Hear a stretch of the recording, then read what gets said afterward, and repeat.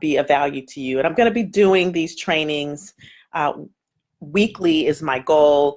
And so I'll be announcing at the beginning of the week what the topic will be. Like I said in the first Facebook Live, my goal is to provide value and to offer you an outlet to express what it is that you need and to be a source for Q&A as well as ongoing coaching should you need it. So that's, what I wanted to start out with now. A little announcement, sort of shameless plug, is you all know that I do run programs for women in medicine who are thinking about transition, in transition, and so I just opened up my mastermind. I am looking for 20 women, that's all I'm looking for right now, who are ready to shift and change their lives, transition their careers, build and create that ideal career. So if you're watching this and you're thinking, oh, you know what, I might like to learn more about that, then you can schedule your free strategy session with me, and I'll take you through a process that will determine whether you're appropriate for the group, eligible for the mastermind, or if there's some other program that could work for you. So that's that. Now, I want to go ahead and get straight into our topic. And oh, by the way, if you want to schedule that strategy session, I will put the link in the comments. Actually, I'll do that right now before I forget. So when you come on, if you come on, please announce yourself. Because I would love to know who's watching. And if you have any questions during the time that I'm doing the training, please go ahead and ask the questions. And as I see them, I will answer the questions as well. And after, even if you're catching this on the replay, if you have any questions, if you want any sort of personal view on your situation, just post in the comments, and I'll either reach out to you or I'll be able to answer in the comments. So I just want you to make sure that whether you're watching it live or whether you're watching the replay, just chime in. Let me know that you were there. Let me know what you enjoyed about the training and what questions you have that I can answer for you. Okay? So I chose this topic, this first topic of contemplation, clarity, and the process of change, because as I am, as people are jumping in, they're the three, most of you had to answer 3 questions upon requesting to join. And the reason I put those 3 questions in there was, number one, to screen to make sure we have physician and physician equivalents in the group, because I am very committed to this being a protected group, but also to kind of get a feel for where everyone is in their process of transition, and to get a feel for what you all are most struggling with. And what I'm seeing a lot of is there's a lot of you all who are thinking about transitioning or starting the active process of looking, and I hear a lot of not sure which way to go, not sure what resources there are, not sure nervous about the transition and what that might take. And so what is the foundation of becoming more confident and becoming more clear about where you're going is knowing that what stage of change that you're in, what process of change, knowing that stage you're in the process of change, and getting very, very clear about what you want. So that's what we're going to talk a little bit about today. So before I get right into this gaining clarity, this process of gaining clarity, I kind of want to review that the process of change, the stages of change, as it relates and has to do with the process of job transition or career transition in medicine. So if you think about how we entered our field, we were kind of on this moving sidewalk. And some of you who have watched the webinar, this is going to be familiar. So I talk a lot about this in the webinar that I have, 5 Steps to Reclaim Your Time and Create Your Ideal Career. And that's posted in the About section if you want to hear the whole webinar. But, a lot of times we start this process with a path laid before us. The path is there. You know, you do this, you take the MCAT, you apply to medical school through the I think it's the ERAS process, if I remember correctly. I feel old, but the ERAS process. You or the AMCAS, it's AMCAS. ERAS is the residency.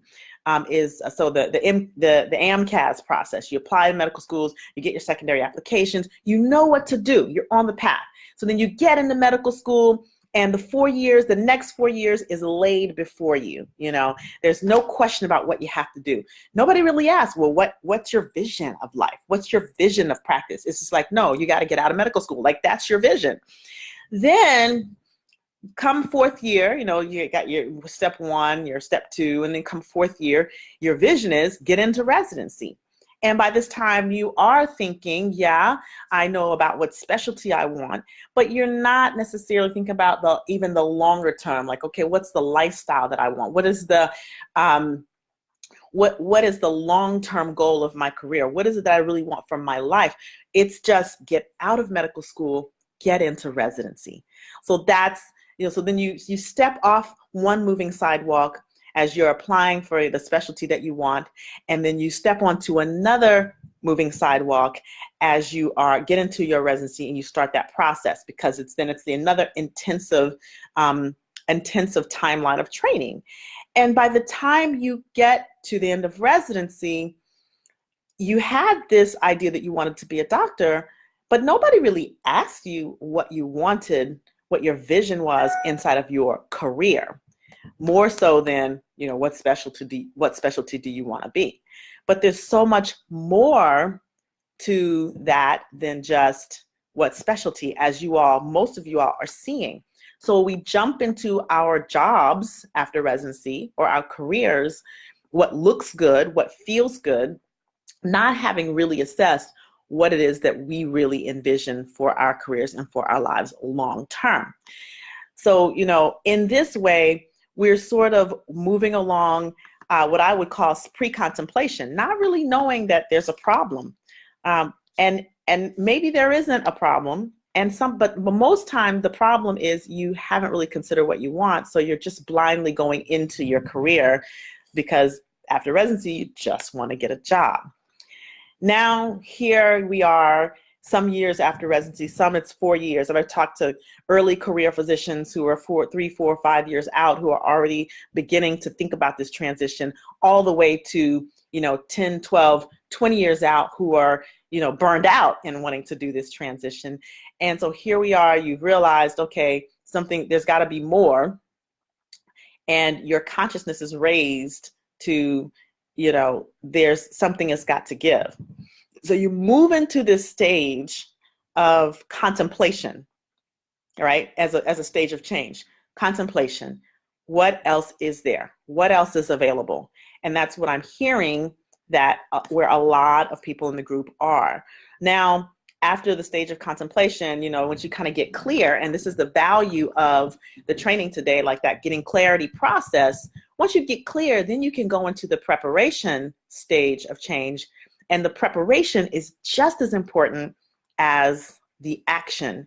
And I'm going to do preparation in a different training. But what I want to say is a lot of times we jump from contemplation to action, and that's where we get into trouble. When we're just contemplating, but there's no preparation, there's no system or structure to prepare ourselves to actually transition. There's just, oh, I'm thinking about it, oh, I'm doing it, because we haven't developed the muscles or the clarity even to avoid jumping out of the frying pan and into the fire. So this contemplation stage is a really good opportunity to begin to get clarity about what you want, so that you can then know what a clear pathway is, or you can create a clear pathway. Otherwise, in our industry, in the non-clinical arena, in the clinical arena, there are so many different pathways, even in a specific specialty. As an example, I'm a family doc. And as a family doc, you can do full spectrum family practice, you can do just outpatient, you can do urgent care, you can do integrative medicine, functional medicine, you can do maternal and child health, adolescent medicine, sports medicine. I mean, there's all these different pathways, and these are some sort of subspecialties. You can be in private practice, you can be in group practice, you could be a consultant, you could be a coach. There's like a gobs of pathways. And you can be an administrator, you can go non-clinical, leadership, academic. There's all these pathways.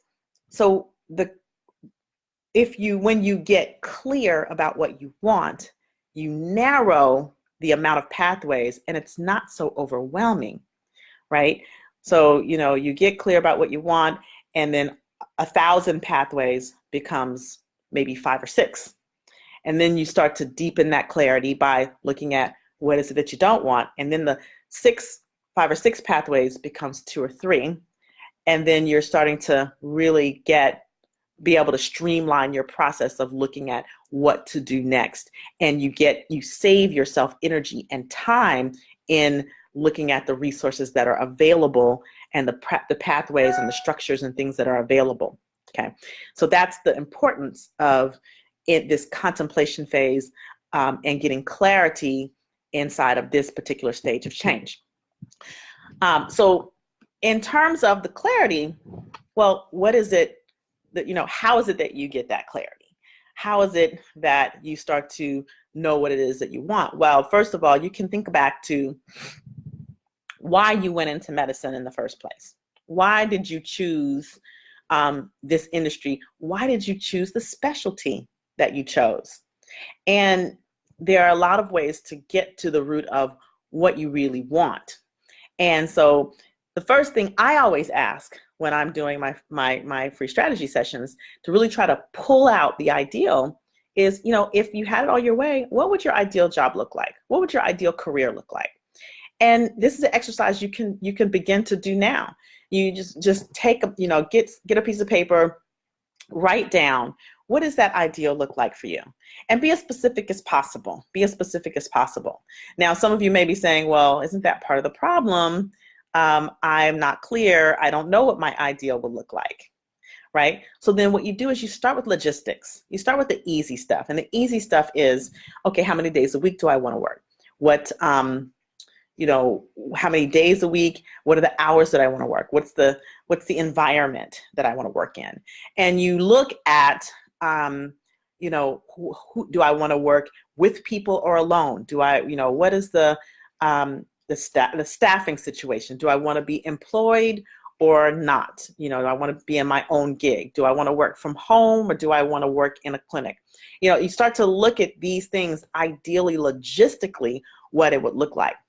Then you look at, well, do I like seeing patients? Now, a lot of times when I'm talking to my clients, what I find is some of them who are thinking about leaving medicine are thinking about leaving medicine because they feel like it's the thing to do given that they're burned out. But they actually still love clinical medicine. Well, if you still love that patient